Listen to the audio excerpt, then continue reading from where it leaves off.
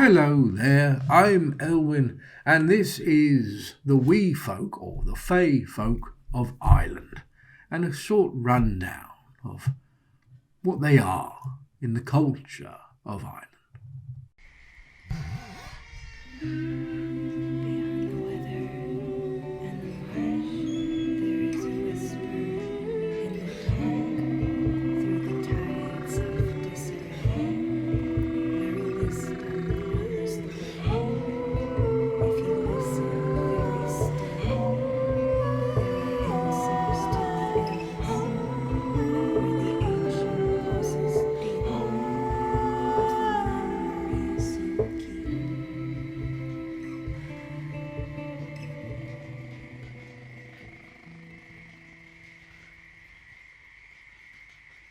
According to some legend, long ago there lived a people of Ireland before the Celts.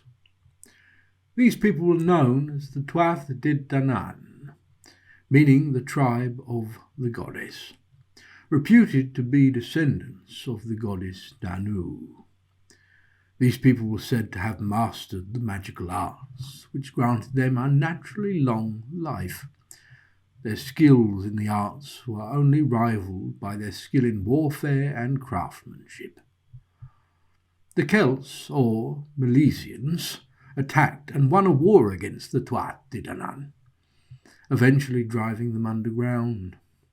The Tuath Dé Danann used their innate magic to become the Sidhe, known today as fairies, little people, or the wee folk.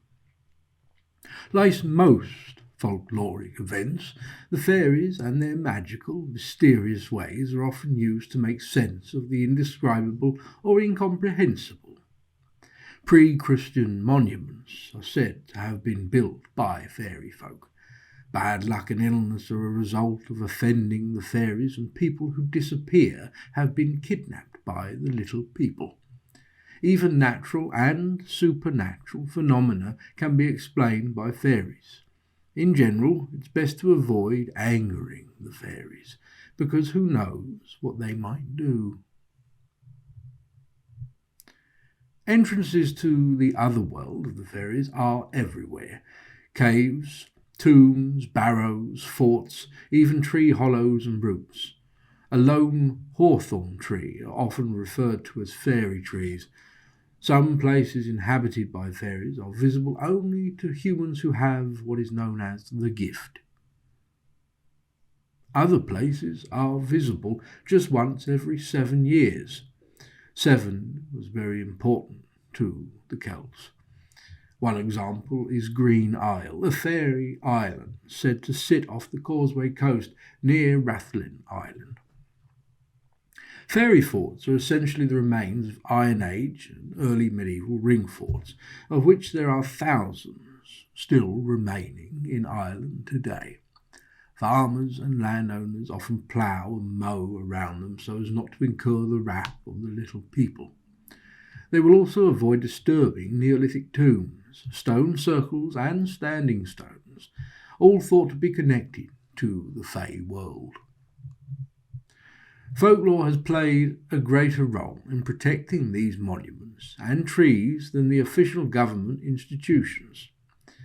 There are countless stories of humans seeing fairies, interacting with them, and even visiting the Fey world themselves.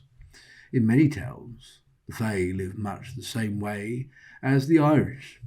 They farmed, they worked, and they partied.